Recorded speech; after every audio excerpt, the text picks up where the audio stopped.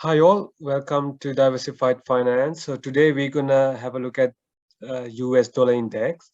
So we mentioned earlier this US dollar index is inversely correlated to all the asset classes. So including US markets, all the share markets around the world, and also gold and silver and specifically Bitcoin.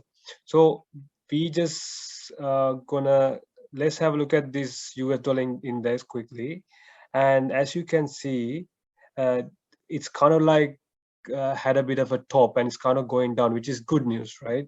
So we can see this is the RSI, Relative Strength Index. We can see here uh, bearish divergence on the RSI, meaning price is going higher, but the RSI is kind of like going lower, right? So it's making like a lower low here, but the price kept on going higher. This is a bearish indication. That means price will probably come down a lot further. So if you are lucky, it'll probably come back down to 102. And if it breaks 102.417, the next stop would be somewhere near 99 to about like 100, right?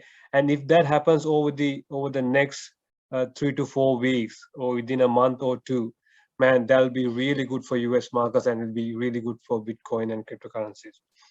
And also MACD is looking bearish as well. This is like a clear bearish cross. So this is like a bearish cross, and you can see it just turned from light green to dark red. So that's bearish. That means there's a lot of selling pressure compared to buying pressure, right?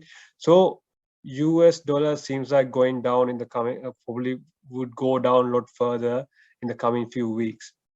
And also we can look at the where the 200-day moving average is. This is the 200-day moving average. So it's somewhere near 96. So I mean, I'm not too sure it will come all the way back down there, but imagine if it goes back down to 200-day moving average to retest it, right? That'll be really good for US markets and for Bitcoin and other cryptocurrencies and any other asset classes like gold, silver, even for gold and silver. And also we can quickly have a look at the Bollinger Bands. This is for the daily. Yeah, so the lower band, it hit the upper band and it hit probably somewhere near 104 or so. And the lower band is somewhere near 100 again. Like, so there's a higher probability it could, in the coming few weeks, it could slowly come back down to this lower band. And we have seen this before. As you can see here, it just walked the upper band and then kind of like cooled off a bit and then came back down to this lower band. So this is a possibility, like, that we could see in the future.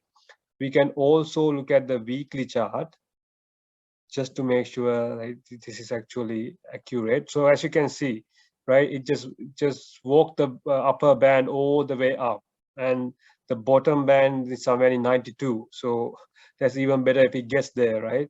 Even if it gets to like midpoint, you're looking at 98 to 100. So again, we are seeing 100 on the daily chart as well.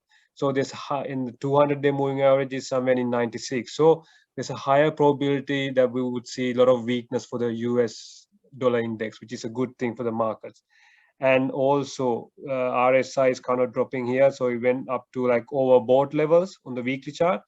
And now it's kind of like coming down. Let's look at the MACD. Yeah, MACD is still high, kind of like, uh, it seems like it's going to turn around. So on the daily chart and some of the indicators on the weekly chart they're telling us that the US dollar is going to go further down, which is a good thing for Bitcoin and all the asset classes. Okay, so that's all for this video.